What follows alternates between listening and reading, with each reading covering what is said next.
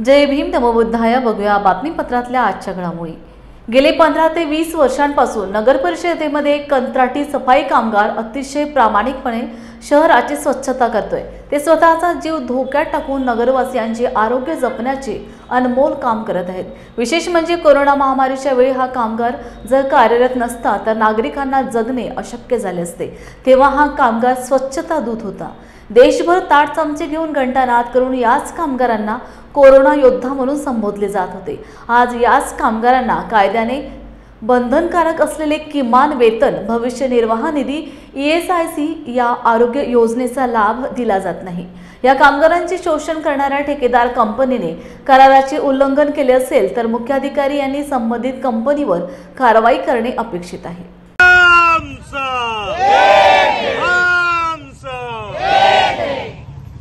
अरे हमसे जो टकराएगा, अरे हमसे जो टकराएगा, कामगार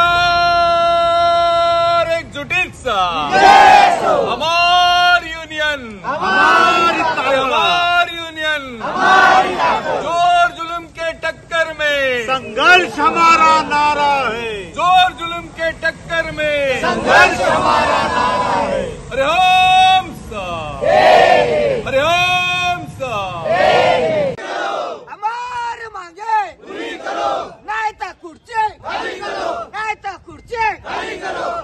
हम सब एक है, हम सब एक है.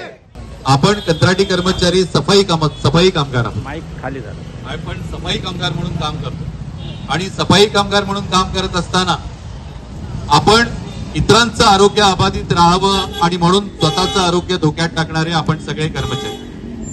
ज्या शहरामध्ये नगर परिषदेची जबाबदारी आहे स्वच्छता हे महत्वाचं काम आणि ते काम खऱ्या अर्थाने करणारा कर्मचारी हा किमान वेतनापासून वंचित आहे. भविष्य निर्वाह निधी त्यांचा पुरेपूर भरला जात नाही.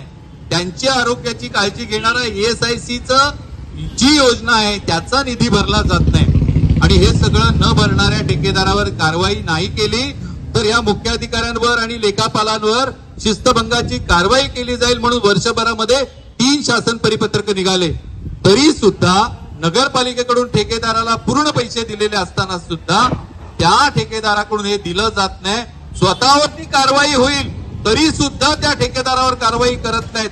नक्की या ठेकेदारांचं आणि मुख्याधिकाऱ्यांचं नक्की संबंध तरी काय हा प्रश्न या ठिकाणी निर्माण होतो. उरण नगर परिषदेमध्ये 8 महिन्यापूर्वी 2 महिन्यामध्ये टेंडर प्रक्रिया पूर्ण होईल असं सांगितलं गेलं आणि आज वर्क ऑर्डर सगळी प्रक्रिया पूर्ण झाली तरी वर्क ऑर्डर अजून 2.5 महिने झाले तरी दिले जात नाही. कर्जत मध्ये टेंडर प्रक्रिया पूर्ण झाली 6 महिने झाले बीड ओपन केलं जात नाही.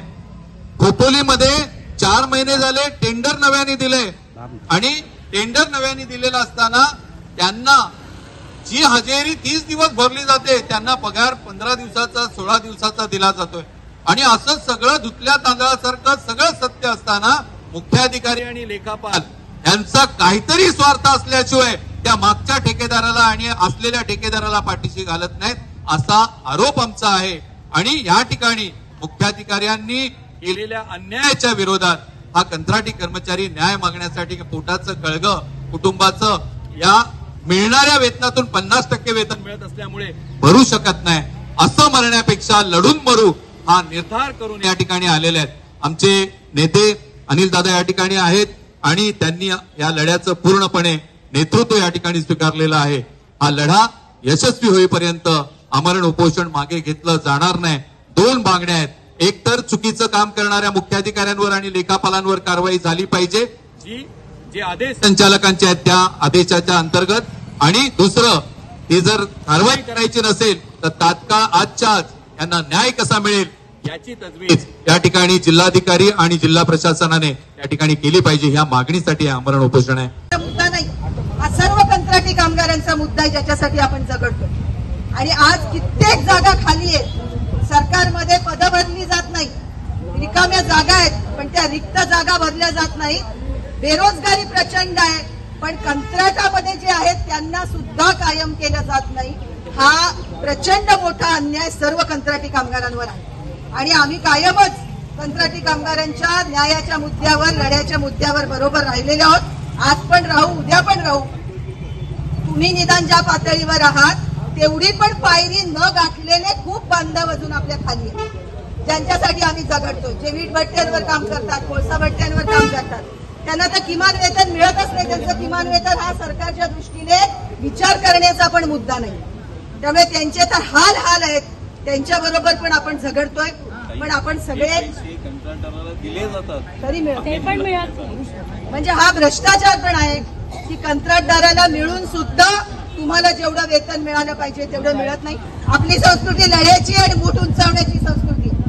तर आपण झगडत राहू, लढत राहू आणि या मुद्द्यामध्ये सगळ्या युनियन मिळून जो काही लढा एकत्रितपणे लढतायत त्या सगळ्या पायऱ्यांवर आम्ही तुमच्या बरोबर आहोत. फक्त जिद्द सोडायची नाही.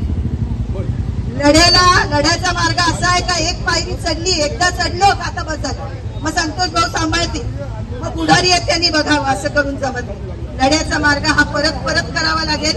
जोपर्यंत न्याय मिळत नाही तोपर्यंत करावं लागेल. कधी रस्त्यावर झगडावं लागेल, कधी कोर्टात झगडावं लागेल. पण त्या सगळ्या लढ्याचे मार्ग तुम्ही निश्चितच, तुम्हाला संतोष तुमचे नेते सांगतील की पुढच्या पायऱ्या काय आपण लढायच्या आहेत. पण त्या सगळ्यावर जिथे कुठे लागेल तिथे आम्ही तुमच्या बरोबर आहोत. कारण न्यायाच्या मुद्द्यावर आणि बाबासाहेबांनी दाखवलेल्या संघर्षाच्या मुद्द्यावर आपण सगळेजण एकत्र राहतो. बरोबर? लढेंगे, डॉक्टर बाबासाहेब आंबेडकरांचा